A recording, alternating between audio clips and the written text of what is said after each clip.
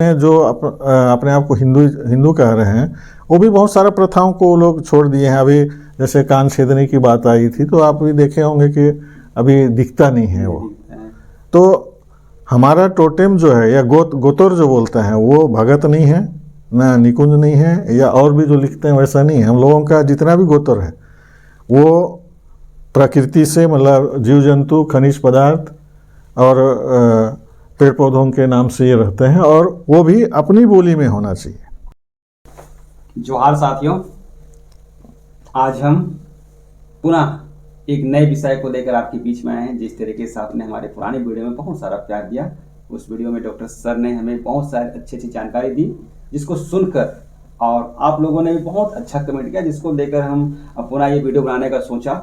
और आज हम यहाँ बैठे हुए हैं एक नए विषय को लेकर। और जैसे मैंने पुरानी वीडियो में कहा था, ये डॉक्टर कुजूर जी काफ़ी विषयों को लेकर पढ़ाई भी करते हैं, चिंतन भी करते हैं और बहुत सारी जानकारियाँ रखते हैं। उस जानकारी को साझा करने के लिए आज वे हमारे बीच उपस्थित हैं। सबसे पहले सर जी, आपका हमारे यूट्यूब चैनल में स्वागत है। साथ ही मेरे साथ में जूलियस जॉन तिर्की भी हैं, जो कैमरा में बैठे हुए हैं। आप उनके यूट्यूब चैनल में भी जाकर वीडियो देख सकते हैं। उनका चैनल का नाम है जूलियस जॉन तिर्की, और साथ ही मेरे यूट्यूब चैनल में मिलेगा। तो आज हम एक ऐसे विषय पर बात करना चाहेंगे जो सभी आदिवासियों का अपना अपना रूढ़ी प्रथा होता है, पर हम सभी आदिवासियों के नहीं, हम विशेष रूप से उरांव आदिवासियों की रूढ़ी प्रथा में बात करेंगे। क्योंकि रूढ़ी प्रथा को लेकर कई सारे आरोप प्रत्यारोप लगते रहते हैं, क्योंकि लोग अब पढ़ रहे हैं, शिक्षित हो रहे हैं, तो तर्क वितर्क करना शुरू कर दिए हैं। सभी लोग कहते हैं ये रूढ़ी प्रथा का पालन नहीं कर रहे हैं, वे नहीं कर रहे हैं, हम कर रहे हैं। तो ऐसे कई सारे विवाद हमारे सामने देखने को मिलते हैं, सुनने को मिलते हैं। तो उसी बातों को लेकर आज हम विचार मंथन करने के लिए यहाँ बैठे हुए हैं। हम हमारे कुजूर सर, डॉक्टर कुजूर जी से हम ये जानना चाहेंगे उनके शब्दों में कि वास्तव में सर रूढ़ी प्रथा क्या होता है। सरल शब्दों में हमारे दर्शकों को समझाने का प्रयास करें। जी, रूढ़ी प्रथा का मतलब है जो पुराने समय से जो परंपरा चली आ रही है, उसको हम रूढ़ी प्रथा कहते हैं। या इसको इस तरीके से समझिए कि रूढ़ी प्रथा एक ऐसा नियम या रिवाज है जो किसी परिवार या समुदाय, खासकर आदिवासी समाज में सदियों से चला आ रहा है, और उसको लोग उसको मानते आ रहे हैं। जैसे कि जन्म, मृत्यु, विवाह, विरासत और गोद लेने से संबंधित चीज़ों को जो है ना, रूढ़ी प्रथा नियंत्रित करता है। और समय के साथ साथ में जो रूढ़ी प्रथा जो है, समाज की आदतों और विश्वास में ये स्थापित हो जाता है। और रूढ़ी प्रथा का जो विशेषता है, तो परंपरा, इसको कह सकते हैं परंपरा का पालन। मतलब जो चीज़ पीढ़ी दर पीढ़ी चली आ रही है और उसको लोग उसी रूप में मानते चले आ रहे हैं। साथ में आदिवासी समाज के ये अस्तित्व का आधार भी है, या यूँ कहें रूढ़ी प्रथा जो है आदिवासियों की पहचान और अस्तित्व का आधार है। और इसमें चूँकि रूढ़ी बोलने से एक स्थिरता का भाव है, मतलब ये इसमें बदलाव बहुत ही कठिन है। मतलब जो परंपराएं चली आ रही हैं, इसमें इसको बदल पाना थोड़ा कठिन है। फिर भी समय के साथ कुछ चीज़ों में, मतलब परंपरा, खासकर जो परंपराएं हैं, वो थोड़ा बहुत उसमें परिवर्तन आया है। और जब हम कानूनी दृष्टि से देखें तो हमारे संविधान में, संविधान के अनुच्छेद 13(3) के का में इसको कानून का बल भी प्राप्त है। रूढ़ी प्रथा सर जैसे समाज में चलती आ रही है, उसका हस्तांतरण कैसे होता है, या फिर यह लिखित रूप में रहता है जिसको आगे वाली पीढ़ी देखकर समझती है और फिर उसके अनुसार पालन करती है, फिर कैसे इसका हस्तांतरण होता है? देखिए, रूढ़ी प्रथा कोई लिखित रूप में नहीं है, ये पीढ़ी दर पीढ़ी मौखिक रूप से चला आ रहा है। और इसको एक तरीके से समझ लीजिए कि देख के और सुन के लोग उसको पालन कर रहे हैं, लिखित रूप में नहीं है। ठीक है। और रूढ़ी को हम समझना चाहें तो रूढ़ी कितने प्रकार की होती है? क्या रूढ़ी एक ही प्रकार से हो सकती है, या फिर उसके कई प्रकार हैं रूढ़ी के? रूढ़ी प्रथा जो है समाज में विभिन्न आयाम जो हैं सभी से संबंधित रखते हैं। खासकर जैसे अपन सामाजिक रूढ़ियाँ कहेंगे, तो सामाजिक रूढ़ियों में हम देखेंगे कि ये जन्म से लेके जन्म, मृत्यु, विवाह और गोद लेने की परंपरा या फिर विरासत की बात जो रहता है, इसमें ये सब सामाजिक रूढ़ियाँ हैं। तो कुछ उदाहरण के लिए मैं बताना चाहूँगा जो हमारे समाज में जो रूढ़ियाँ हैं। तो जन्म को अपन अगर देखेंगे तो एक नामकरण जो होता है, छठी बोलते हैं, ये एक प्रकार की रूढ़ी व्यवस्था है, रूढ़ी प्रथा है। साथ में पहले ज़माने में कान छेदने का भी एक परंपरा होता था, जिसमें ये होता था कि जब तक किसी का कान नहीं छेदते थे, मतलब वो समुदाय में शामिल नहीं होता था। तो एक परंपरा थी। और विवाह में जैसे देखेंगे हम लोग, तो हमारे आदिवासी समुदाय में वधू मूल्य पाया जाता है। मतलब हमारे समाज, आदिवासी समाज में वर पक्ष जो है ना, वधू का मूल्य चुकाता है। ये एक प्रथा है या रूढ़ी प्रथा है। उसी तरीके से आप आगे जाके देखेंगे तो हमारे समुदाय में ये बेटियों को पिता का जो अचल संपत्ति है, जिसको अपन खुदकुट्टी ज़मीन जो बोलते हैं, उसमें उनको अधिकार नहीं दिया जाता है। उसका कारण ये है कि जो बेटियां रहती हैं वो शादी के बाद दूसरे कुल में चली जाती हैं। इसलिए हमारा जो समाज है वो पुत्रियों को जो अपना पैतृक संपत्ति है, जिसको खुदकुट्टी कहते हैं, जो हमारे पुरखों से चला आ रहा है, उसमें उनको हिस्सेदारी नहीं देता है। इसी प्रकार से जब हम देखते हैं गोत्र की बात, हमारे आप देखते हैं तो सभी आदिवासी समुदाय में सबका अपना गोत्र होता है, और ये गोत्र जो है ना, उनके कुल या वंश का प्रतीक है। तो ये भी विवाह में भी बहुत महत्व रखता है कि एक ही गोत्र में शादी नहीं होता है। साथ में अपने जाति के अंदर में ही विवाह को मान्यता देता है समाज। और उसी प्रकार अपन देखेंगे तो जो गोद वाली बात है, गोदनामा वाली बात है, उसमें आदिवासी समुदाय में एक्चुअल में गोदनामा का वैसे वो नहीं है। और जैसे मैंने कहा, बेटियों को अपन अपनी पुश्तैनी ज़मीन में उनको हक नहीं दिया जाता है। लेकिन अगर किसी के यहाँ सिर्फ बेटियाँ हों, तो उस स्थिति में अगर चाहे उनका परिवार, तो उसका उनको हिस्सेदारी नहीं मिलता है, लेकिन वो उनको घर जमाई लेके आते हैं। लेकिन घर जमाई भी लेके आएंगे तो उस घर जमाई के नाम से ज़मीन नहीं हो सकता है।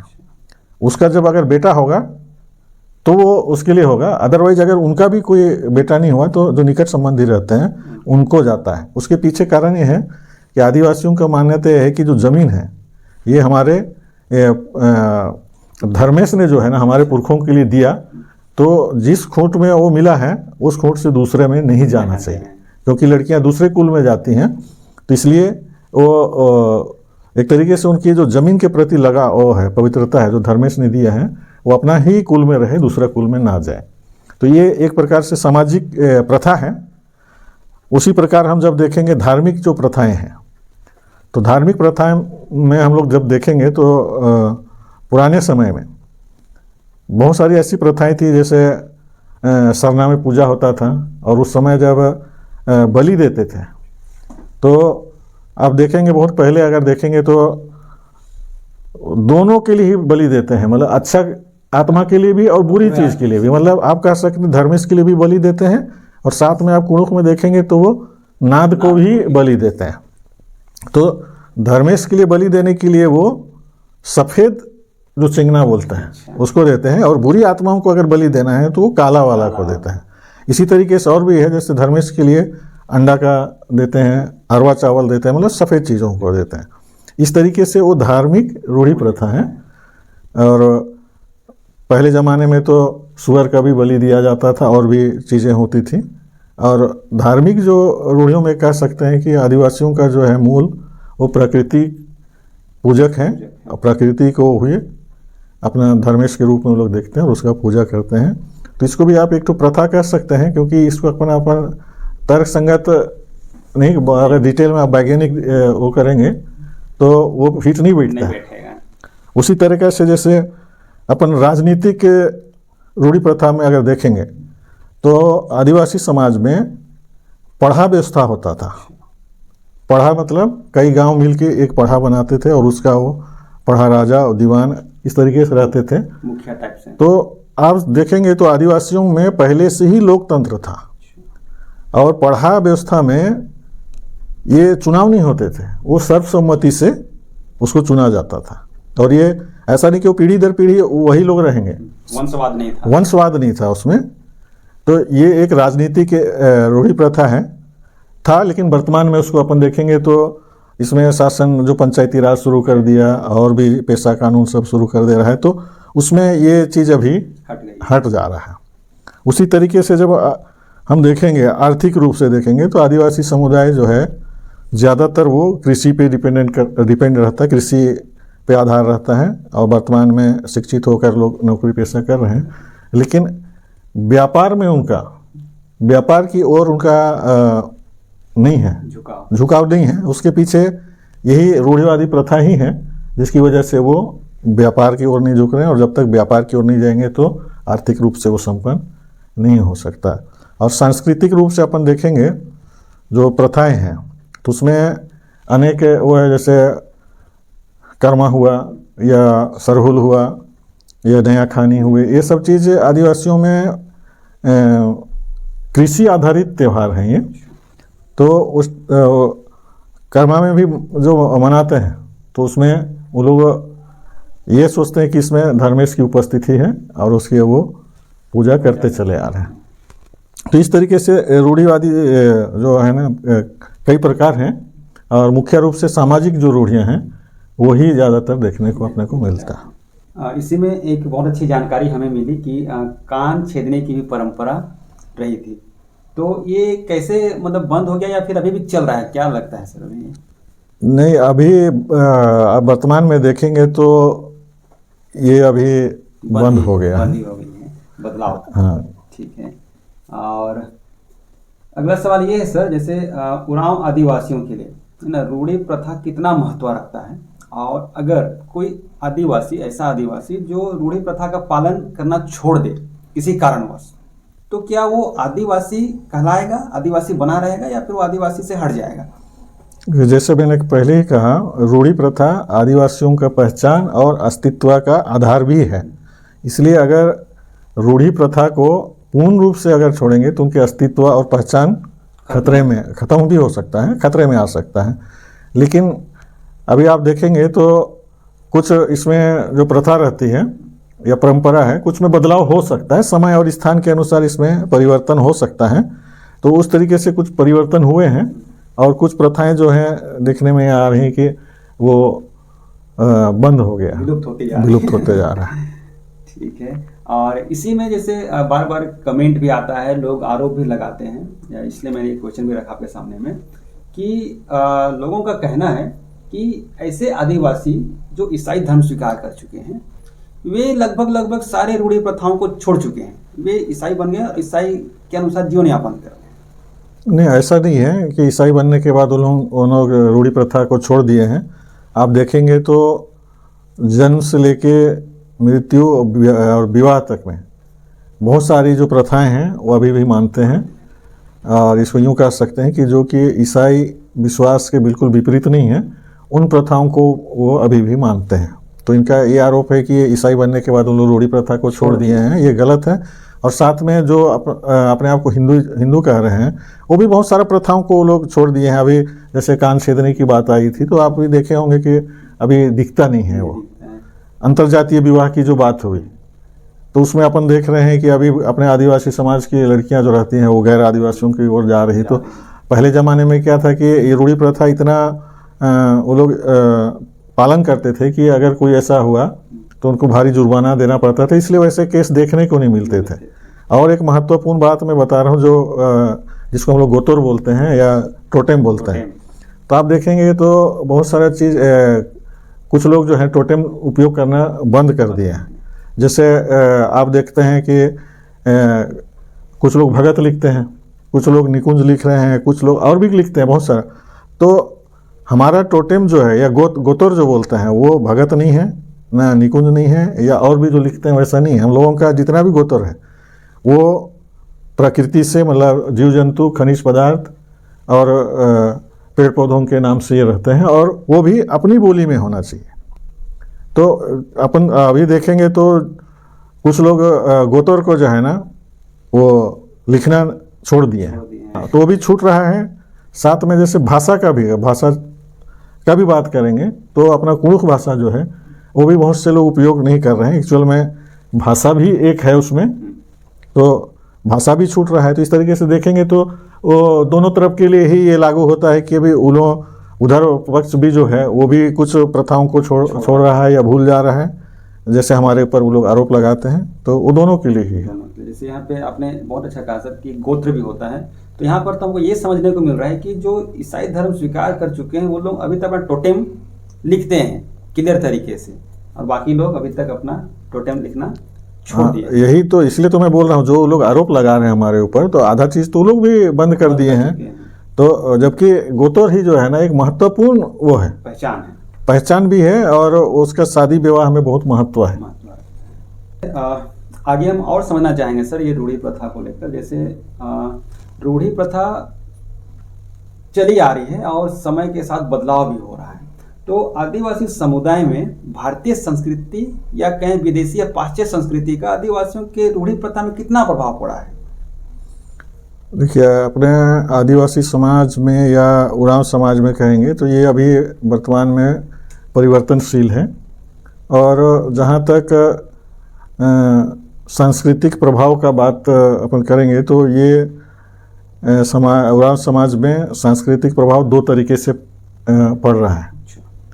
पहला प्रभाव है हिंदुत्व का, और इसमें जो सरकारी रहनुमा जो हैं इनका अप्रत्यक्ष रूप से ये काम कर रही हैं, और उसके लिए वो बहुत सारे ऐसे हथकंडे अपनाते हैं। जैसे उदाहरण के लिए, जब विद्यार्थियों के स्कूल में दाखिला होता है उस समय, और जनगणना के समय या धर्म का गणना के समय या भाषा का गणना के समय में, उसमें बहुत सारा चीज़ों को वो बदल देते हैं, खासकर जैसे गोत्र की बात आती है। तो एक तरीके से वो लोग उसको हिंदुओं की संख्या बढ़ाने के लिए उस तरीके से हथकंडे अपना रहे हैं। और वर्तमान समय में आप देखा जाए तो बृहद अगर उरांव समाज में हिंदू संस्कृति का बहुत प्रभाव आपको देखने को मिलेगा, और बहुत सारी जो हिंदू संस्कृतियाँ उनको उरांव समाज जो है वो पालन कर रहा है। और इस तरीके से जो हिंदुओं में जो बुराइयाँ थी, जो प्रथा थी कुछ, वो उरांव समाज में भी आ जा रहा है। उदाहरण के लिए आप देखेंगे तो दहेज प्रथा, जैसे उरांव समाज में एक तो दहेज प्रथा नहीं है, लेकिन जो हिंदू संस्कृति के प्रभाव में है उनमें देखा जा रहा है दहेज प्रथा की बुरी वो आ जा रहा है।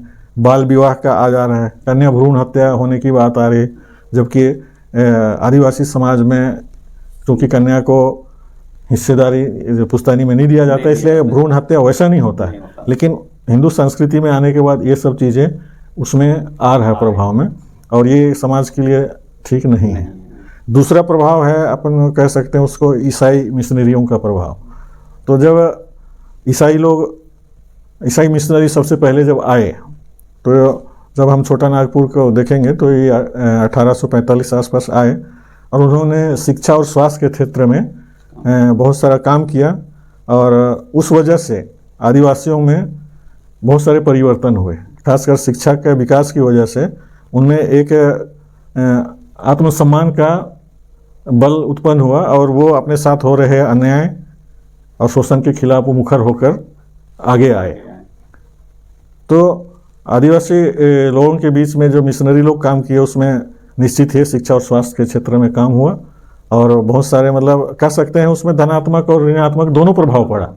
जहाँ तक संस्कृति के उसमें देखेंगे तो मिशनरियों की वजह से भी हमारे उसमें थोड़ा सा प्रभाव पड़ा है। उदाहरण के लिए आप देखेंगे तो जो प्रथा था हमारा धूमकुड़िया का, आप लोग सुने होंगे, तो जो धूमकुड़िया होता था वो थोड़ा सा लुप्त प्राय हो गया, अब तो देखने को नहीं मिलता है। अभी देखने को नहीं मिलता है, वो दोनों तरफ का ही है। धूमकुड़िया जो प्रथा थी वो भी एक प्रकार से रूढ़ी प्रथा में आता है। धूमकुड़िया मतलब एक तरीके से उस जमाने में वो प्रशिक्षण गृह था, युवाओं के लिए प्रशिक्षण गृह था। जब स्कूल नहीं थे तो अपने समाज के लिए, जैसे लड़कों के लिए, जैसे कैसा खेती करना है, कैसा हल बनाना है, और भी जो खेती में प्रयोग होने वाले हैं उसको औजार को कैसे बनाना है, वो धूमकुड़िया में उनको प्रशिक्षण दिया जाता था। उसी प्रकार लड़कियों के लिए जैसे चटाई बनाना है, झाड़ू बनाना है, मतलब घरेलू काम के लिए, तो उनको वहाँ दिया जाता था। तो ऐसा था उस ज़माने में कि जब तक वो लोग धूमकुड़िया में प्रशिक्षण नहीं लेते थे, वहाँ से नहीं निकलते, तब तक वो शादी योग्य नहीं माने जाते थे। मतलब वहाँ से प्रशिक्षण लेके निकलेंगे, उसी के बाद ही